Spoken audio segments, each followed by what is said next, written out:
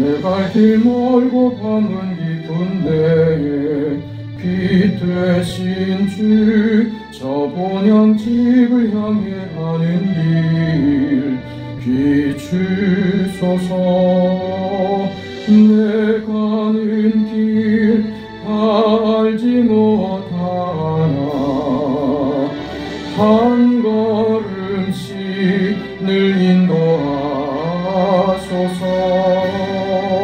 이전에 방탕하게 지낼 때에 교만하여 맘대로 고집하던 이 죄인 사하소서.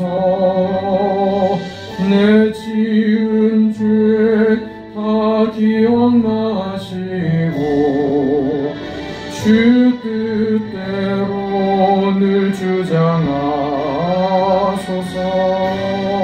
이전에 나를 인도하신 주 장래에도 내 앞에 험산 출령 만날 때에 도우소서.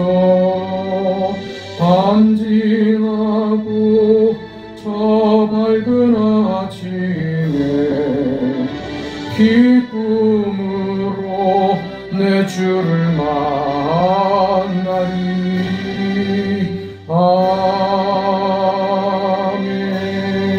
아멘. 하나님의 말씀 누가복음 4장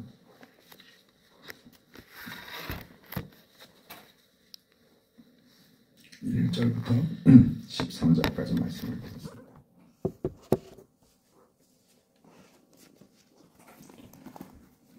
하나님의 말씀을 함께 읽습니다.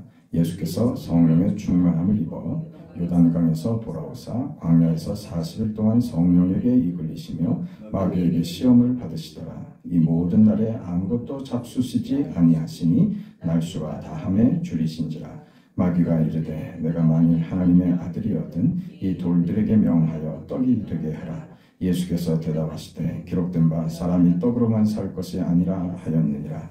마귀가 또 예수를 이끌고 올라가서 순식간에 천하만국을 보이며 이르되 모든 권세와 그 영광을 내가 내게 주리라. 이것은 내가 넘겨준 것이므로 내가 원하는 자에게 주노라. 그러므로 내가 만일 내게 절하면 다 내 것이 되리라. 예수께서 대답하여 이르시되 기록된 바 주 너의 하나님께 경배하고 다만 그를 섬기라 하였느니라. 또 이끌고 예루살렘으로 가서 성전 꼭대기에 세우고 이르되 내가 만일 하나님의 아들이었든 여기서 뛰어내리라. 기록되었으되 하나님이 너를 위하여 그 사자들을 명하사 너를 지키게 하시리라 하였고 또한 그들이 손으로 너를 받들어 내 발이 돌에 부딪히지 않게 하시리라 하였느니라. 예수께서 대답하여 이르시되 주 너의 하나님을 시험하지 말라 하였느니라. 마귀가 모든 시험을 다 한 후에 얼마 동안 떠나리라. 아멘. 예수님께서 이제 공생의 사역을 시작하십니다. 먼저 예수님께서 광야에 나가서 금식하시고 기도하신 후에 줄이신 상태에서 마귀에게 시험을 받는 장면이 오늘 본문에서 소개되고 있습니다. 이 마귀의 시험을 다룬 이 본문의 목적은 이겁니다. 우리 먼저 몇 번 살펴봤던 것처럼 누가복음은 지금 데오빌로 각하에게 쓰고 있습니다. 이 세상 패권주의 이 세계관의 정점에 서 있는 한 사람을 향해서 이 기록을 하고 있는 것입니다. 이 거대한 현실, 세속주의, 이 세상이라는 이 세계관과 거대한 현실 앞에서 누가가 거침없이 그 세계관으로 설 수 없다고 기독교적 세계관과 그 구원을 설파하고 있는 중입니다. 그렇기 때문에 오늘 본문은 데오빌로 입장에서 한번 읽어보면 의미가 더 또렷해질 겁니다. 로마 제국이 국가와 정치가 가지고 있는 그 힘, 현실로 경험하는 그 힘과 현실적인 그 위력, 그것이 전부가 아니라고 하고 있는 겁니다. 지금 마귀가 예수님을 도전하고 시험하는데 무엇을 쓰는지 보세요. 예수의 시험에서 드러나는 가장 놀라운 사건입니다. 지금 데오빌로는 이 이야기를 보면서 깜짝 놀랐을 것입니다. 돌을 떡으로 만들 수 있는 그런 능력, 이 세상 세계관으로는 상상할 수 없는 벗어나는 세계관입니다. 하나님이 이 역사에 개입하셔서 어떤 일이든 벌어질 수 있다고 하는 그 충격을 받는 것이죠. 마귀가 온 천하만국을 보여주며 나에게 절하면 이 세상을 너에게 주겠다. 그 권세죠. 그게 사탄에게 굴복만 하면 세상을 손에 쥐는 권세를 줄 수 있다.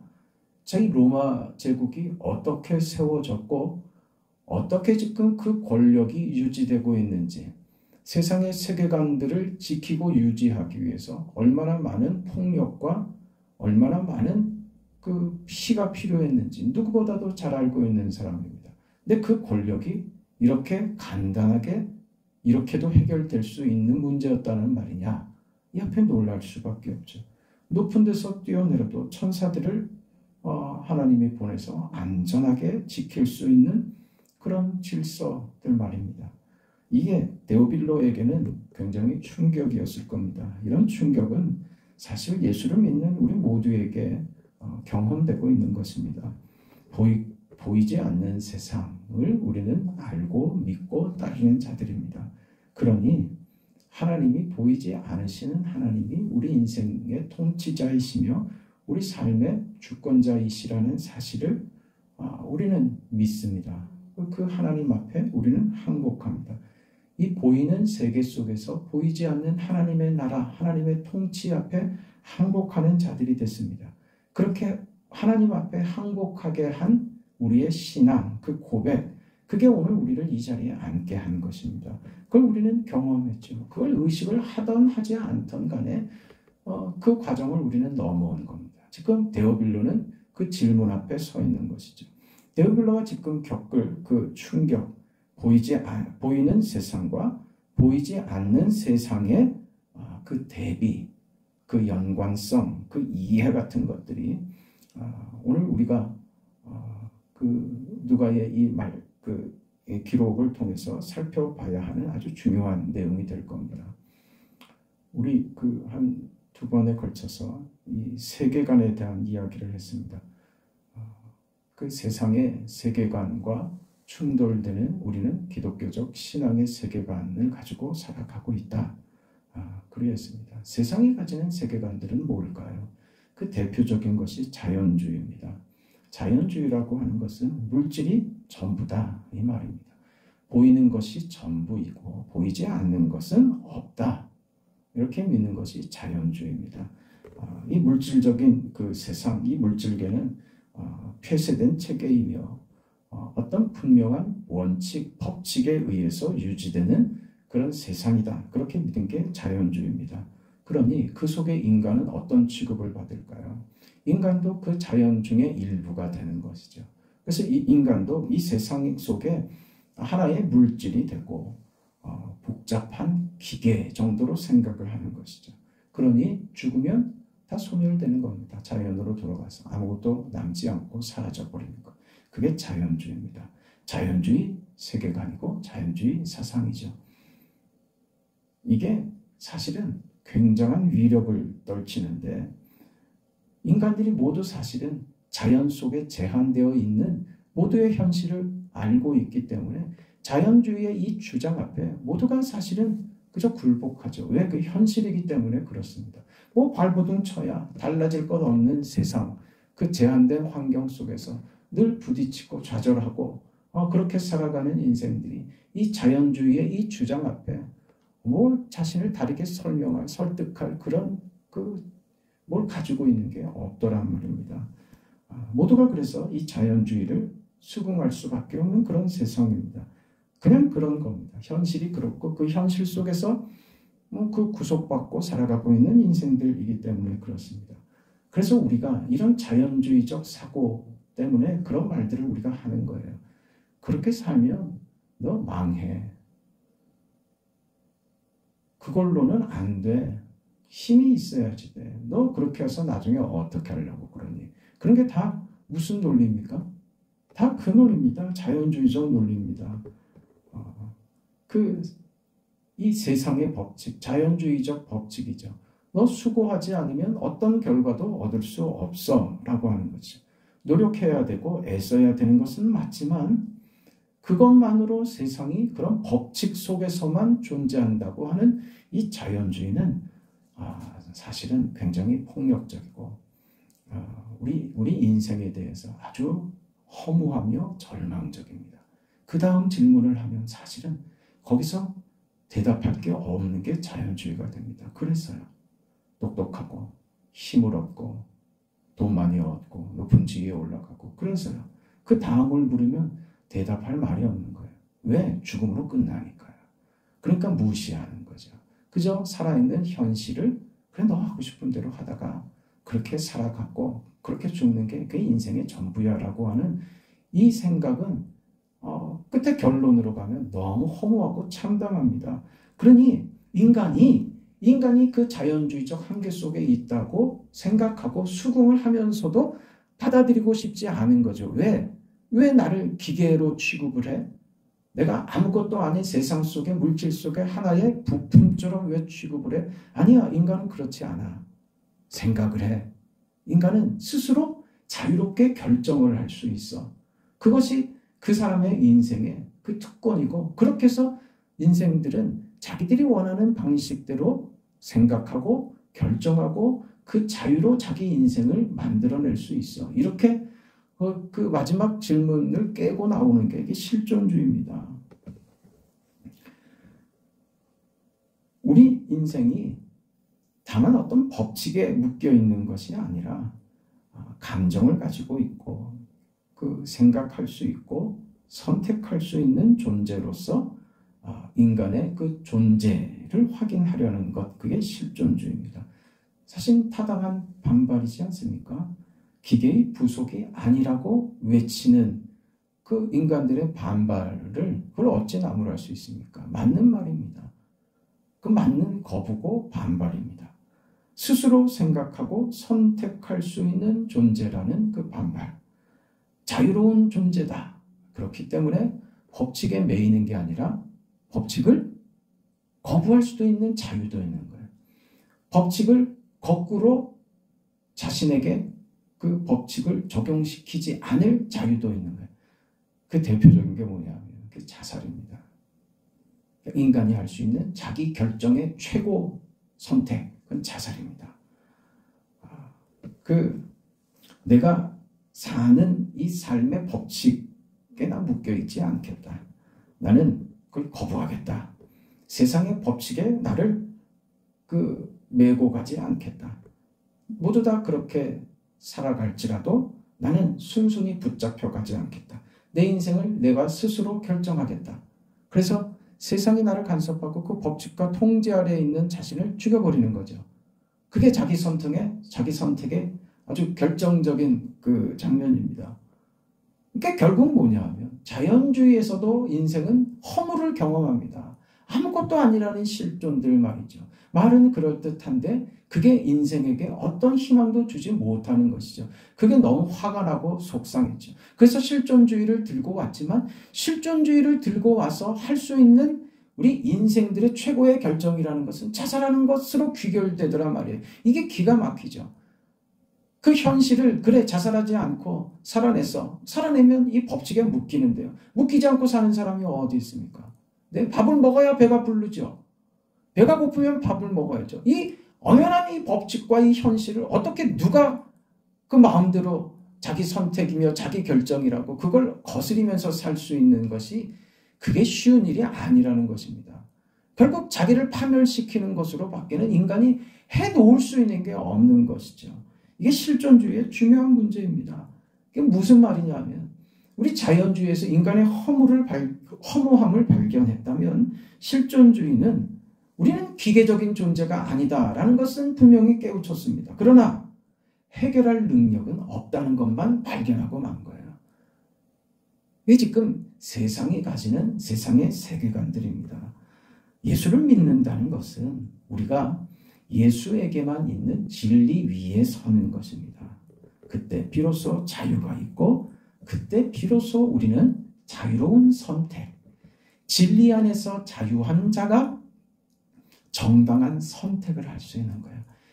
예수로 외에는 답이 없다 이 말입니다. 세상이 아무리 고민을 하고 아무리 고함을 질러대도 저들이 만들 수 있는 결과는 예수가 빠진 세상에서는 아무것도 찾을 수 없는 겁니다. 그냥 죽어버리고 말지. 그게 끝이고 그게 다인 것이죠. 그 절망 속에 있던 세상이 지금은 그럼 이 진리를 받아들이느냐? 안 받아들이죠. 절대적 진리, 이 가치를 받아들이지 않습니다. 그래서 뭘 만들어버려요? 절대적 진리, 절대적 가치는 없다. 이렇게 말하고 있어요. 그게 지금 다원주의 사상들입니다. 그러니까 교회 안에만 구원이 있다라고 말을 하면 세상의 거센 저항에 부딪히게 되는 거예요. 이게 세상적인 가치관입니다. 누가복음 1장에 마리아가 자신이 구주 예수를 잉태한 사실에 대해서 하나님 앞에 이런 찬송을 드립니다. 1장 46절에 마리아가 이르되 내 영혼이 주를 찬양하며 내 마음이 하나님 내 구주를 기뻐하였음은 그의 여종의 비천함을 돌보셨음이라.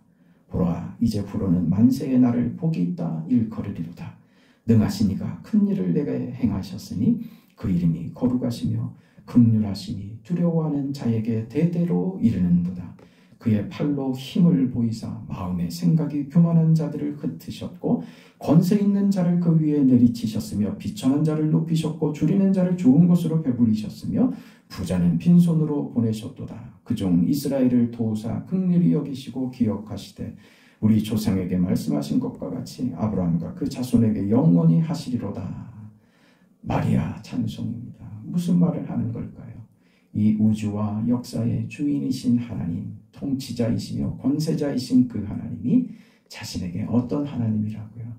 자신을 찾아와서 복주시고 귀하게 하시는 인격의 하나님, 이 개인을 인격으로 상대하시는 그 하나님을 찬송하고 있는 겁니다. 그의 통치와 다스리심이 피조물들에게 다만 법칙으로 적용되는 것이 아니라 하나님이 인격을 가지시고 우리와 씨름하며 밀고 당기는 과정을 허락하시며 우리 인생을 상대하시는 그 하나님 말입니다. 하나님 그럴 수 없습니다. 저는 못합니다. 아니야, 할 수 있단다. 해봐라. 믿고 순종해봐. 내가 도와주니까. 지금 너의 생각에 이게 불가능한 것이고 터무니없는 일처럼 보일 수 있지만 그게 너에게 복이란다. 마리아가 뒤에 이걸 깨닫죠.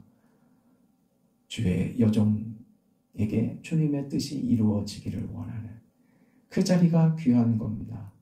이 법칙을 벗어나는 하나님이 우리 인생을 대하시는 방법입니다. 어떤 규칙 속에 매이지 않습니다. 하나님의 사랑은 우리의 죄악으로 만든 죽음의 사슬을 끊고 들어오십니다. 우리의 절망과 허무와 아픔과 좌절의 자리에 하나님께서 부활로 생명으로 영광으로 우리의 못난 것들을 깨부시고 그 자리에 찾아 들어오십니다.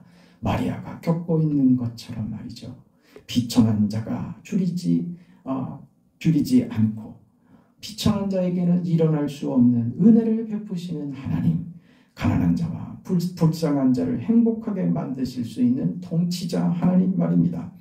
세상의 것으로 결과되지 않는 그것이 전부가 아닌, 그래서 교만한 자와 부자들이 가진 것 정도보다 훨씬 큰 하나님이 주시는 것으로 복을 누리고 영화를 누리고 감사와 기쁨과 찬양 속에 살아가는 그런 것이죠. 부자와 교만한 자를 낮추십니다.